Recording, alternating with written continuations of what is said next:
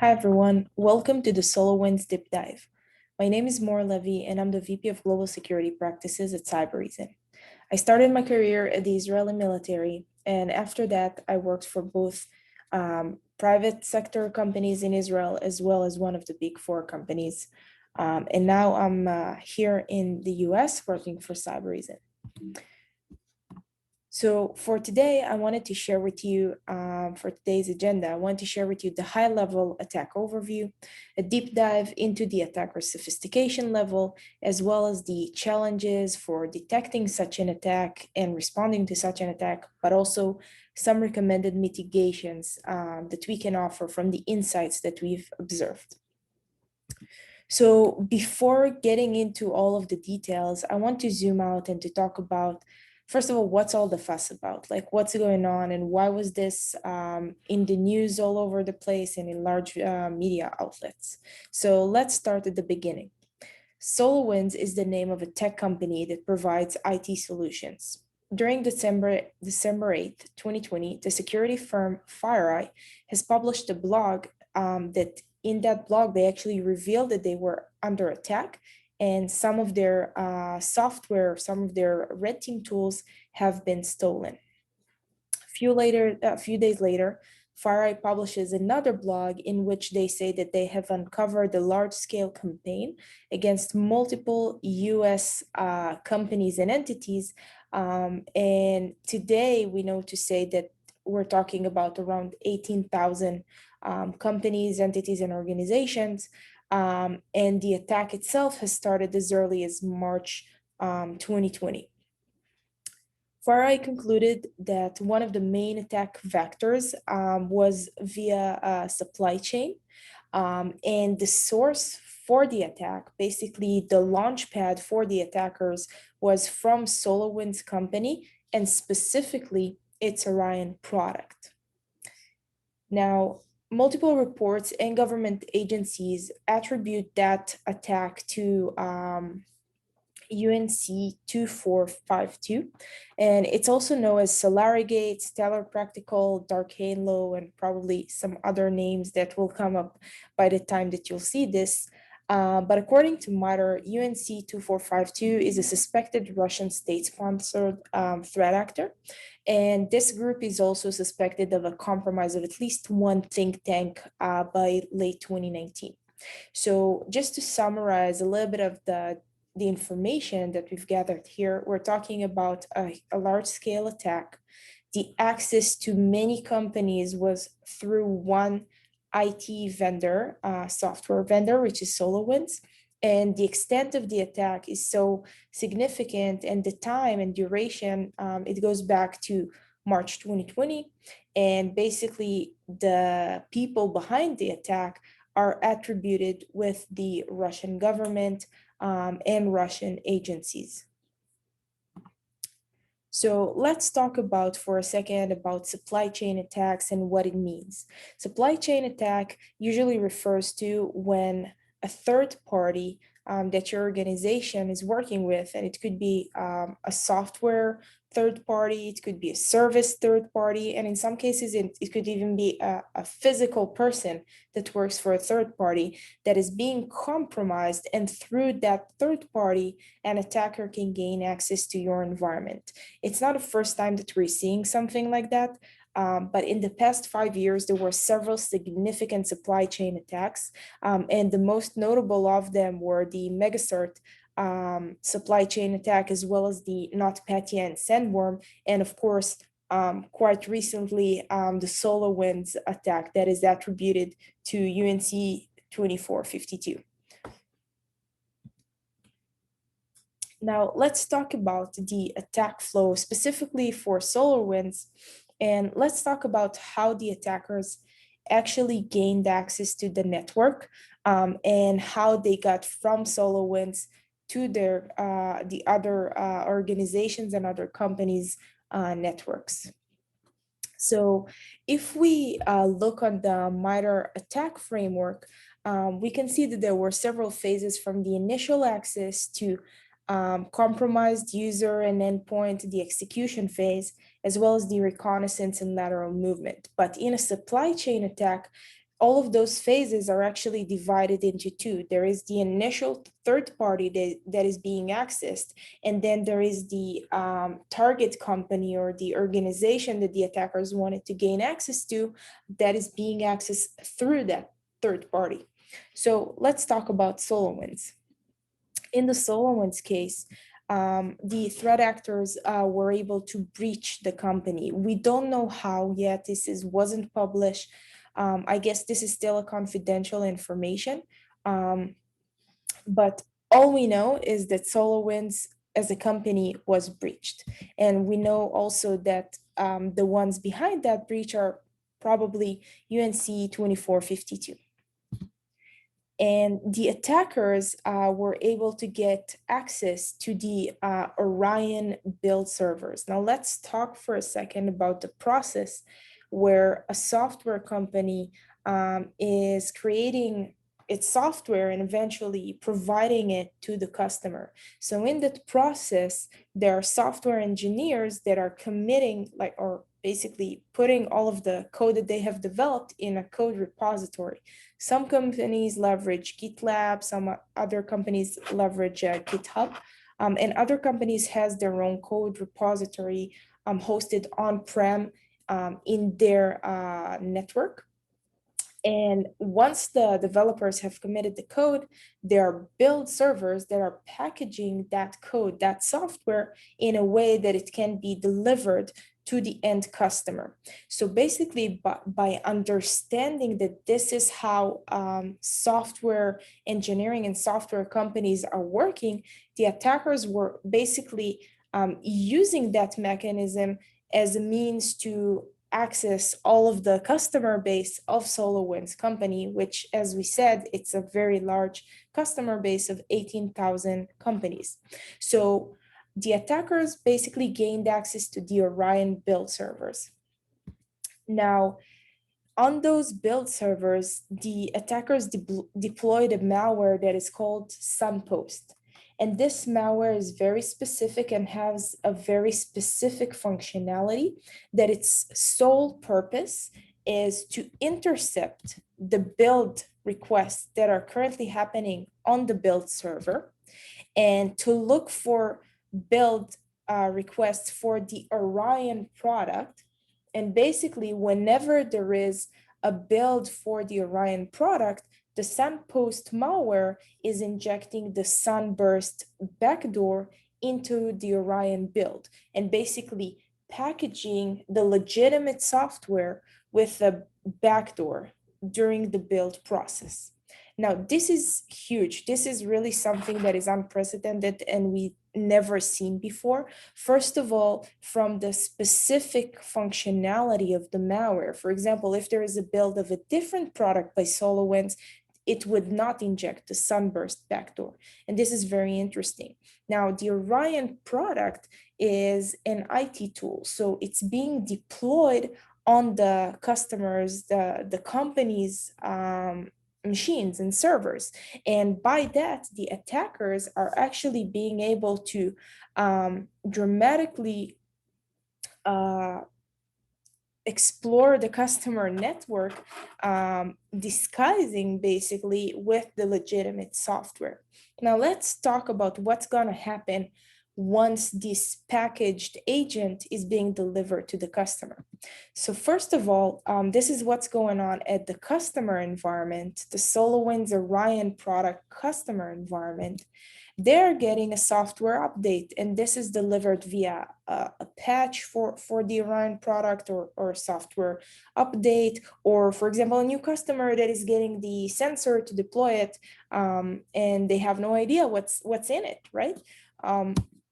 So once the customer is getting that update, is getting that package, the Orion tool, the legitimate IT tool, is already embedded with the Sunburst backdoor that is installed. Once this is installed on the customer environment, what the Sunburst backdoor is doing is basically pinging to its command and control infrastructure and telling its operators, okay, I'm alive now, you can actually contact me. And obviously, this was also nicely obfuscated with the network connections that the Orion tool is doing, because as part of being a monitoring tool, it's a tool that communicates a lot to its server to let know if there are any errors or any malfunctions. So it was a pretty good disguise for the threat actors to leverage that. Now, once the Orion product is installed and the Sunburst backdoor is now active, there are basically two paths that were identified during the investigation thus far. First of all, in some instances, the investigators were able to identify a malware called Teardrop. Teardrop is an in-memory malware that what it does, it's basically a loader, and what it does, it loads a customized version of Cobalt Strike. From that point on, Cobalt Strike is a red team tool, it's a penetration testing tool, but it's also heavily used by actual threat actors, from e-crime to nation state threat actors. Usually nation state threat actors are customizing the Cobalt Strike tool. First of all, it's very robust, and the reason they're customizing it, it's because that it's much more difficult to detect, because the vanilla Cobalt Strike versions has more detection mechanisms in most tools. So usually nation state threat actors leverage Cobalt Strike to do lateral movement, reconnaissance, data exfiltration, data collection. It's a very robust reverse shell tool. In other instances, it was noticed that there was another malware implant that is called Raindrop, which is another type of a loader that eventually loads the customized Cobalt Strike. In addition to that, there were other payloads that were identified during the attack. There was the Sun Shuttle or Goldmax, which is another type of backdoor. There is the CBOT, which is an HTTP tracer, and it enables the attackers to control the HTTP traffic and to inspect the HTTP traffic. And eventually, there was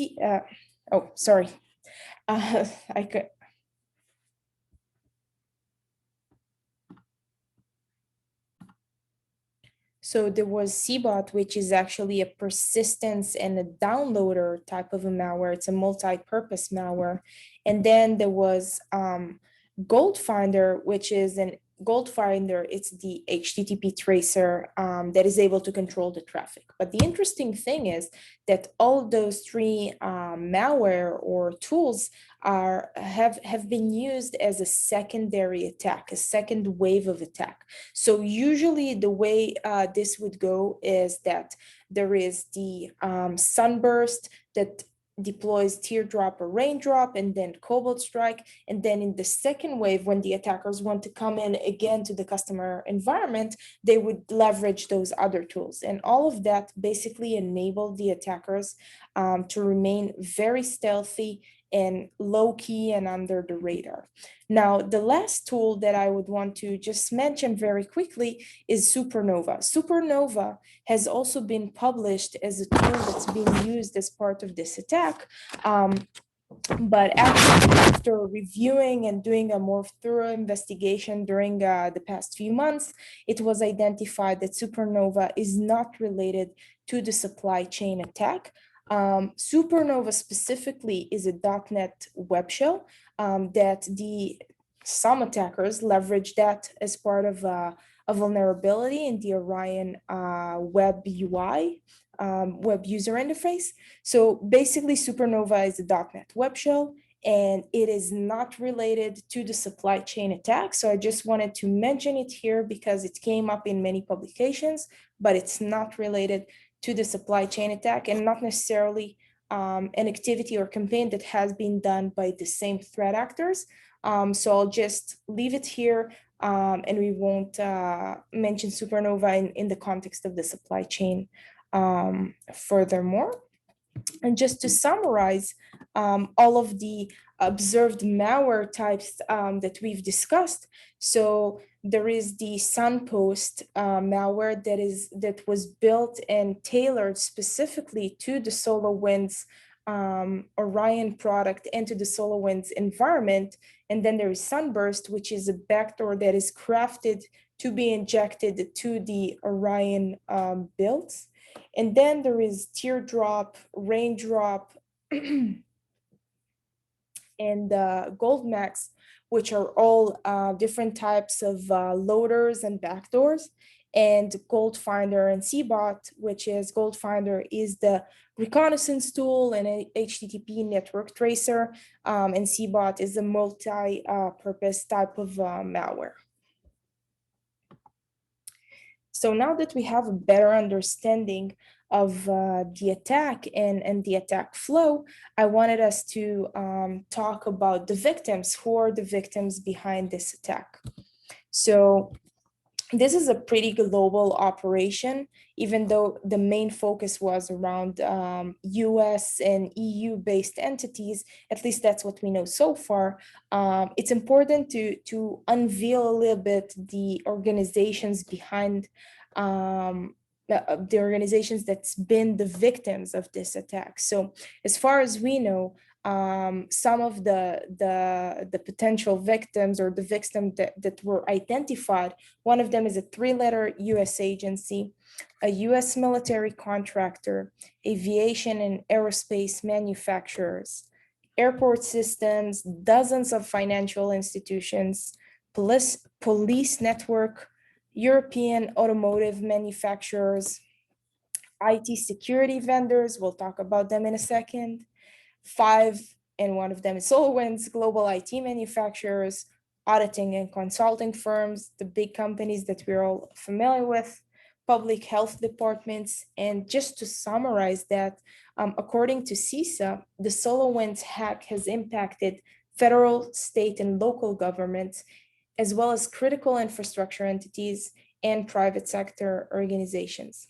And if we'll double click on some of those victims, 2 very interesting companies came forward with this attack and basically somewhat revealed that they were breached as a result of that attack. The 2 companies I'm talking about are FireEye and Microsoft.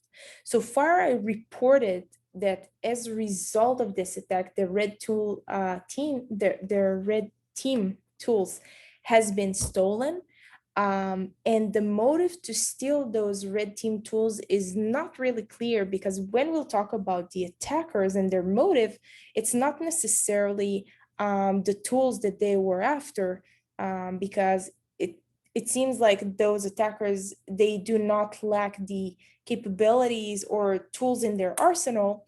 But the interesting thing about FireEye is that it's just food for thought, is if FireEye wasn't one of those companies that has been breached, would we even know about this attack? Because potentially FireEye was I don't know if the first to identify from the companies that they were breached, but they were the first company that came forward and said that this breach is happening. So this is just food for thought. Other than that, according to Microsoft, as of February 18, 2021, Microsoft said the attackers had access to some of its source code. And in some cases, they actually identified that the source code was actually downloaded. The source code that they have identified that was downloaded includes Azure components, and this is subsets of service, security, and identity, Intune components, and the most interesting for me is the Exchange components. And the reason that the Exchange components is interesting to me is that from recent events on March 2nd, 2021, 4 zero-day vulnerabilities in on-prem Exchange servers has been exploited by a group called Hafnium, and they are attributed as a Chinese group. Now, the earliest case of those exploitation of those vulnerabilities that we know so far, and it's still early on, is January 2021. But if we remember the SolarWinds hack, went through at least from March 2020. So companies came forward and said that they have been breached only recently during end of December and January, but the attack has occurred or started around March 2020. So this made me wonder if there's any correlation between the source code of Exchange that was stolen to the 0 days that were exploited quite recently. And if so, if it means that there is some sort of a collaboration or operation between those two groups, Hafnium and the group behind SolarWinds. So this is just food for thought and just my interpretation of current events, but it's just interesting to see how those things evolve and what will happen moving forward. Now, we've talked about the attack flow, we've talked about the victims. Let's talk about the attackers and who's behind this attack, like the people behind the keyboard. So most agencies, as well as many security firms, has attributed this attack to UNC 2452, which is, again, it's a general name for a Russian nation-state sponsored threat actor. There are some publications that have been published recently in the past few days that tie between this group, UNC 2452, to the group behind TrickBot, Dridex, and Wasted Locker, which is called Evil Corp or TA 505. Now, this correlation or connection between the two groups is not yet to be verified, but if it does, it is interesting. It is interesting to see how nation-state threat actors leveraging e-crime groups to do some of the work for them. And if you remember, we said that 18,000 companies has been impacted by this breach. So this means that the attackers from their side, they had a lot of work to do, right? 18,000 companies, each one of those companies has many endpoint servers, users, data. There's a lot of work to be done there. So it also makes you wonder how the threat actors scale their own operation. And that's actually a good segue to talk about how the attackers operated and how their infrastructure looked like. So a Swiss company called ProDaft, they've published a threat intel report recently that shed some light on the attackers' infrastructure and operators and operation. And they were able to shed that light based on actively accessing the attackers' infrastructure.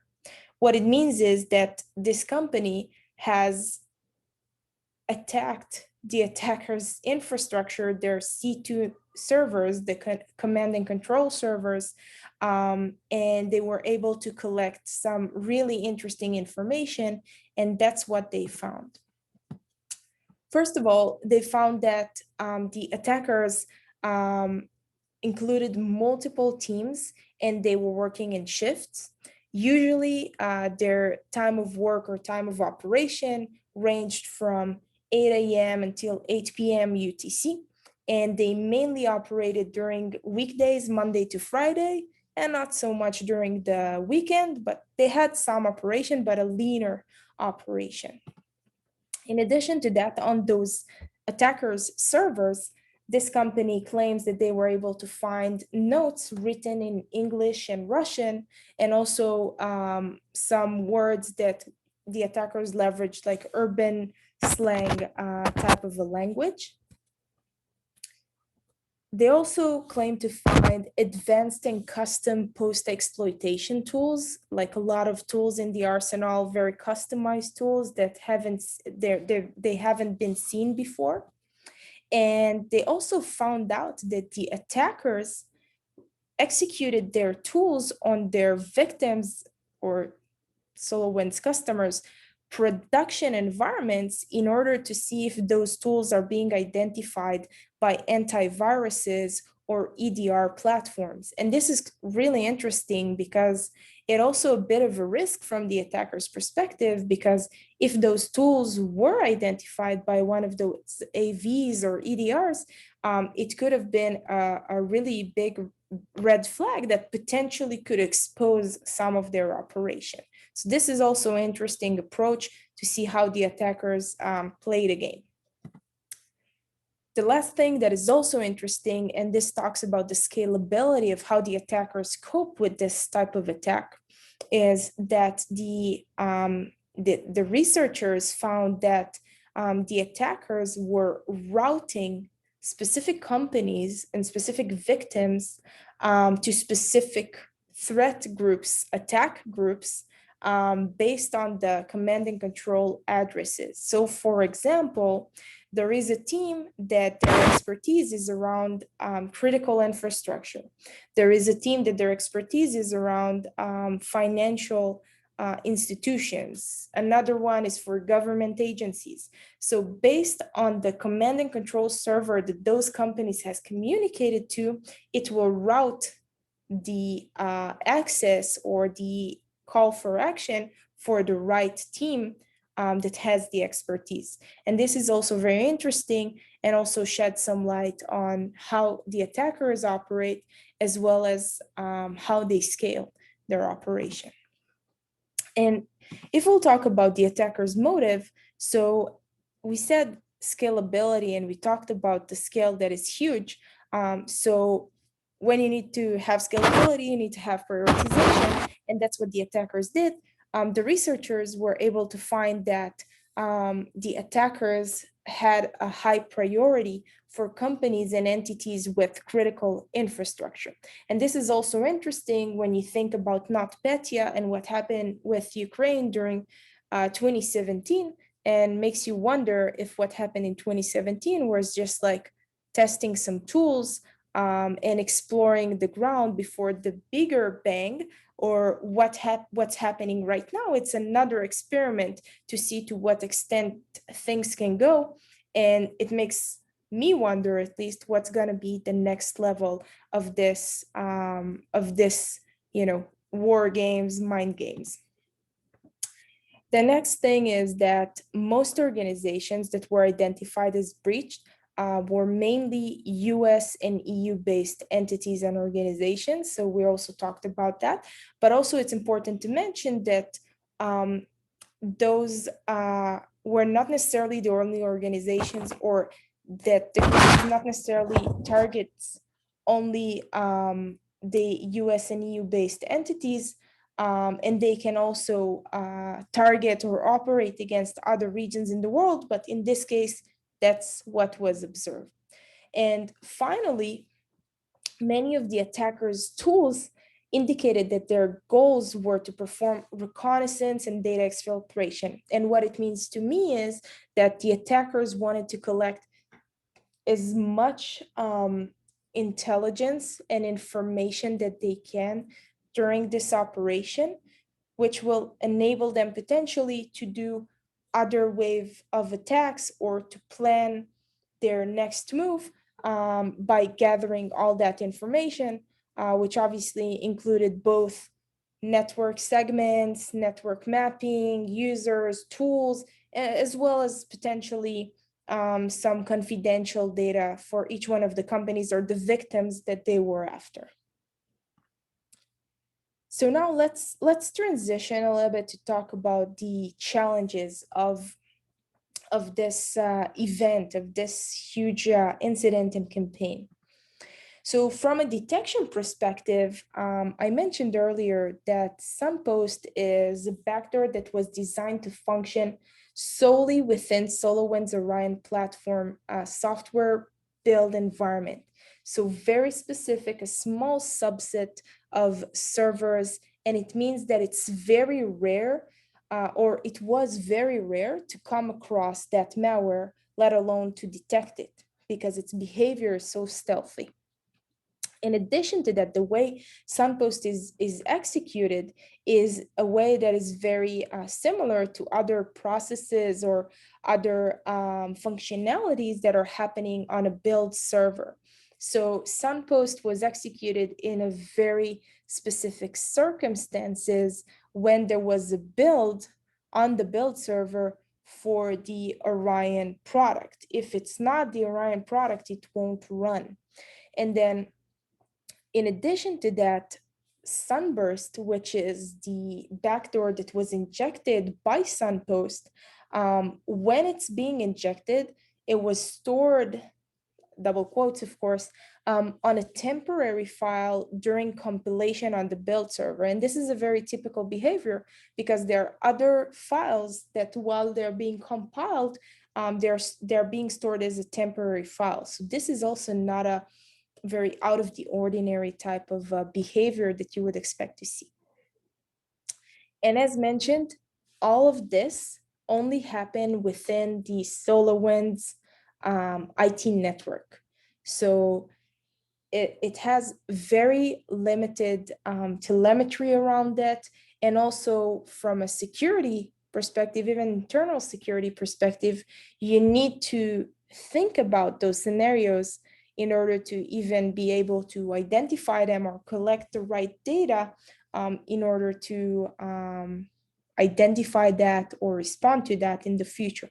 And obviously in this case, this wasn't a case where there was visibility to those events. So those are some of the big challenges. But in addition to that, from the customer side, the customers that were impacted by this breach, the SolarWinds Orion tool is an IT monitoring tool. And as I mentioned, by being a monitoring tool, it means that it has some very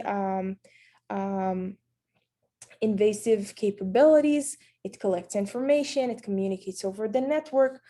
So it really behaves in a loud manner on the network. And by injecting Sunburst backdoor into the Orion product, the threat actor had a good way to camouflage their activity. In addition to that, they also leveraged in the second phase or the third phase of the attack, they used Teardrop, which is also an in-memory loader. And it's also a very stealthy technique that for companies that do not have in-memory detection capabilities or endpoint detection capabilities like what Cybereason is doing, it's very difficult to identify those types of attacks. But with all of those, challenges, there are some mitigations and some recommendations to at least reduce the risk and reduce the probability of being a victim of something like that. So first of all, as being the end company, the end customer, we always recommend to invest in the detection of post-initial exploitation tools and the TTPs. As mentioned, Cobalt Strike is a tool that we all know, and many tools and security experts have found ways to identify that, as well as other tools that are being used for the credential stealing, the lateral movement, the reconnaissance, the data exfiltration, and all that stuff. So we really recommend to invest in those areas. In addition to that, also make sure you have good visibility, and specifically good visibility for reconnaissance activity. We really recommend to establish real-time endpoint visibility because in this case, most of the attack surface was the endpoints and the servers in all of those companies. So this was really important to have some sort of visibility and detection capabilities on those endpoints. And of course, as a general best practice, you should identify, isolate, and or decommission non-monitored, unmanaged assets, which includes machines, users, applications, network devices, and so on. As an additional best practice, we recommend to conduct regular testing, discovery, and exercises. And eventually, what we recommend is to establish a baseline for third-party tools, endpoint, and network behavior, because this will allow you to potentially identify any sort of anomaly with those tools. Let's talk about the response challenges. That's the last piece that we're going to talk about, and how we can also mitigate those. So from a response perspective, first of all, you as an end customer depends on the breached vendor. And before you take any action, you need to be 100% sure that they are clean before you are deploying a new patch of their software. Also, another question is, should you stop using the software or not? And if this is a business critical software, what would you do? In addition to that, there was another aspect of this attack, or the scale of this attack, that, as I mentioned, there are more than 18,000 companies that were impacted as a result of that breach. And security firms, security vendors found themselves in a personnel shortage. Many companies needed help to investigate or to identify if they were breached, and other companies that weren't sure, they just wanted to have some sort of an assessment or a threat hunt to see if they're okay, or they're actually also part of this breached companies. But obviously for that also there is some mitigations and recommendations. So first of all, as a general best practice, we recommend to have a full scope of the incident before taking the remediation actions. We recommend, even if it's a business critical tool, we recommend to stop using the breached third-party tool and potentially remove it to reduce the risk of continuous access. We also recommend, before doing any action, is to make sure you're maintaining a snapshot and a collection of those impacted devices for a forensic investigation of the supply chain after you're going back to business. So do not remove everything before you capture enough information for a follow-up forensic investigation. We also recommend to collect the TTPs and IOCs from every type of such incident and immediately implement them in the various security tools that you have. This could be your network tools, your endpoint tools, your identity management tools, and so on. In general, as a general best practice, but also specifically for incidents, we recommend to enumerate applications, system dependencies, and business impacts for both compromised systems and accounts. Once you have a full scope of the incident, only then, and after you captured all the relevant information for an investigation, we recommend to rebuild the compromised systems, to perform an enterprise-wide password reset, and also to conduct a strict access control policy for third-party tools. And the last two things that I would want to leave you with food for thought is to start thinking on how to apply zero trust concepts in your environment. And obviously, as part of that, to think of how you can build your own capacity in your in-house team that will allow your analysts and empower them to have at least an initial response in-house capabilities, because they would be the first responders when something like that happens. And those few first hours are very critical for the follow-on investigation. So that's all for today. I hope you enjoyed the SolarWinds deep dive, and I would love to answer any question. Thank you.